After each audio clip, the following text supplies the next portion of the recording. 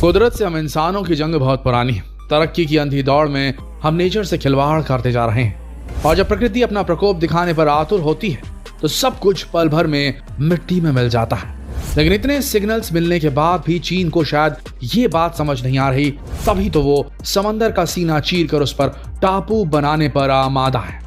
दोस्तों, यूं तो समंदर की गहराई से आइलैंड खड़ा करना ऐसा काम लगता है जो शायद भगवान ही कर सकते हैं, लेकिन आज के वक्त में इंसान भी ऐसा करने लगे।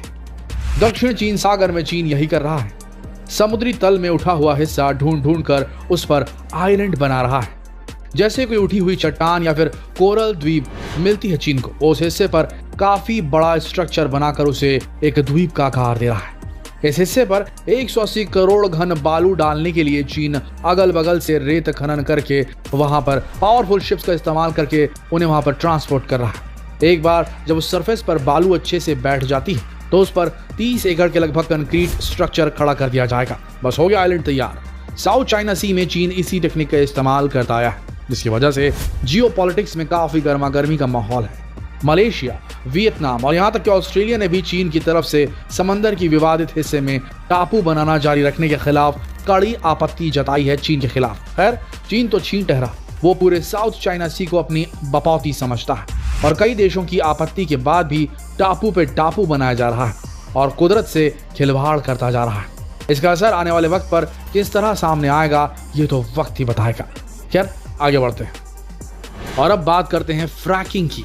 ये धरती की गहराई में दबे तेल और गैसेस को निकालने का एक चालाकी भरा प्रोसेस है। इसके लिए धरती में करीब 6000 से 10,000 फीट की गहराई तक छेद करके एक मोटी पाइप डाली जाती है, जिसमें पानी और केमिकल्स का मिक्सचर जबरदस्त प्रेशर के साथ फ्लो कराया जाता है। इस भयंकर प्रेशर से अंदर मौजूद अगल बगल के पत्थरों में दरारें पड़ जाती हैं, जिनसे रिस रिस कर गैसेस पाइप के रास्ते ऊपर पहुंच जाती हैं। और अफसोस कि फ्रैकिंग भूकंप की वजह भी बन जाते हैं, क्योंकि फ्रैकिंग का प्रेशर रिलीज होने से भूकंप के तेज झटके पैदा हो सकते हैं।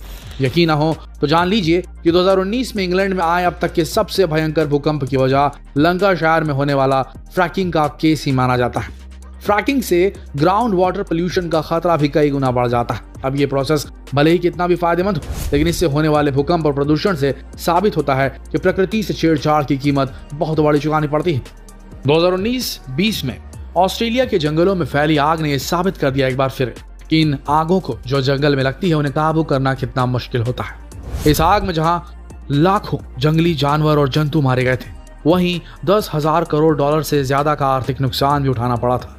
अब आपको तो यही लग रहा होगा कि इंसान कभी नहीं चाहेंगे कि जंगल जला दिए जाए, लेकिन आप गलत सोच रहे हैं, क्योंकि ऐसा सदियों से होता आ रहा है। इंसान जंगल की आग को एक औजार की तरह इस्तेमाल करते जा रहा है।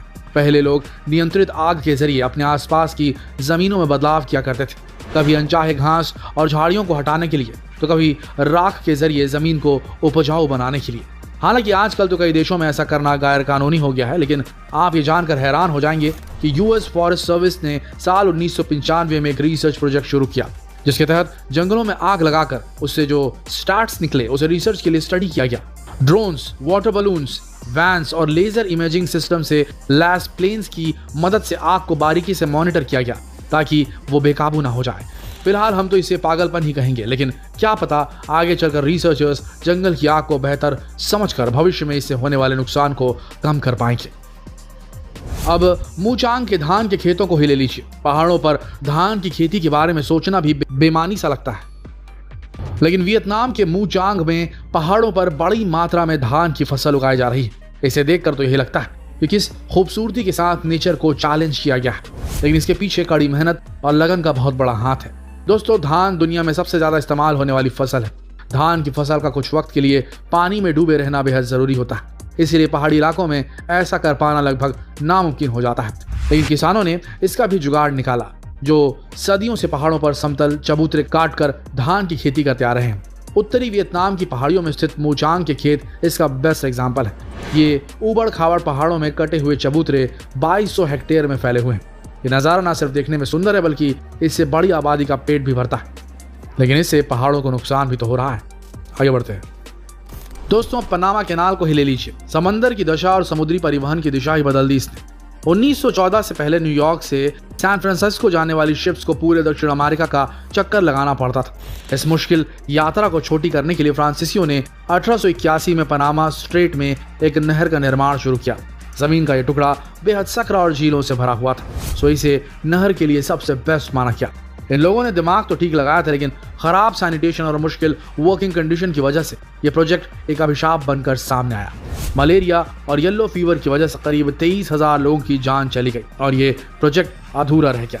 फिर 1904 में अमेरिका ने ढेर सारे डायनामाइट्स के साथ इस प्रोजेक्ट की कमान संभाली और अगले 10 सालों में नहर का काम पूरा कर लिया। ये कैनाल इंसान की इंजीनियरिंग क्षमता का बेमिसाल नमूना है, जिसमें बड़े बड़े पहाड़ों और जंगल को काटने से लेकर विशाल नदियों का रुख मोड़ने तक सब कुछ शामिल है। आज इस कैनाल की वजह से न्यूयॉर्क से सैन फ्रांसिस्को तक की समुद्री यात्रा में 1280 किलोमीटर तक की कमी आई है। अब मैन मेड ग्लेशियर जैसे इनोवेटिव इन्वेंशंस के बारे में भी जान लीजिए।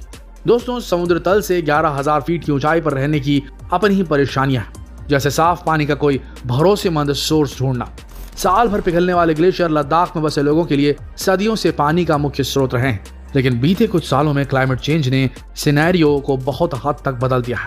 अब यहाँ के ग्लेशियर्स सिकुड़ गए हैं। अब पहले की तरह इनमें साल भर पानी नहीं मिलता। ऐसे में साल 2017 में लोकल साइंटिस्ट सोनम वांगचुक ने ग्लेशियर बनाने का अनोखा उपाय इजाद कर लिया। ये मैन मेड ग्लेशियर्स गर्मी के दिनों में पानी की कमी को पूरा करने में अहम भूमिका अदा करते हैं। ये ग्लेशियर्स के पानी को तयशुदा जगह पर भरने देते हैं, जो हवा की ठंडक से जमकर बर्फ की 100 फीट ऊंची आकृति बन जाती है। बर्फ के पिरामिड भले ही कुछ लोगों को अनोखे लगे, पर लोकल लोगों के लिए ये बेशकीमती पानी का सहारा होते हैं। दोस्तों, सैटेलाइट्स की मदद से हम इंसानों ने मौसम का पूर्वानुमान लगाने में महारत हासिल कर ली है, लेकिन क्या आपको पता है कि अब तो हम इंसान मौसम को कंट्रोल भी करने लगे हैं। क्लाउड सीडिंग ऐसी ही एक टेक्निक है जिसकी मदद से कृत्रिम बारिश कराई जाती है। सिल्वर आयोडाइड, पोटेशियम क्लोराइड और सोडियम क्लोराइड जैसे केमिकल्स के कण प्लेन्स की मदद से ऊपर बादलों में छोड़े जाते हैं। ये कण पानी की बूंदों को अपनी ओर खींचते हैं और जब भारी मात्रा में बूंदें एक जगह इकट्ठा हो जाती हैं तो बारिश शुरू हो जाती है। सूखे इलाकों के लिए टेक्नोलॉजी एक वरदान साबित हुई और चीन, रूस जैसे देशों में इसका इस्तेमाल बढ़ते जा रहा है। यूएई में तो इस टेक्निक के इस्तेमाल से पानी की कमी को पूरा किया जाता है। दोस्तों, हमारे पूर्वजों ने कभी सपने में भी नहीं सोचा होगा कि भविष्य में इंसान क्या क्या कारनामे करने वाले हैं। वैसे कुदरत के साथ सही तरीके से खेलना भी एक बहुत बड़ा हुनर है और इस हुनर में पारंगत होने में हमें काफी समय लगने वाला है। लेकिन उससे पहले हम जो नुकसान पहुंचा रहे हैं हमारी प्रकृति को, लगता है वो इरिवर्सिबल होता जा रहा है। अगर हम अभी नहीं रुके तो ये समय वापस नहीं आएगा और फिर डैमेज इरिवर्सिबल हो जाएगा और हम कहीं के नहीं रहेंगे। जितना हो सके इस वीडियो संदेश को शेयर कीजिए फेसबुक पर, व्हाट्सएप पर, यूट्यूब पर, ताकि लोग जागरूक हो सकें और नेचर की सुरक्षा कर सकें। शेयर कीजिए इस वीडियो को। मिलते हैं कल एक और दिलचस्प वीडियो में, तब तक के लिए आप सबका इस वीडियो के अंत तक बने रहने के लिए दिल से धन्यवाद।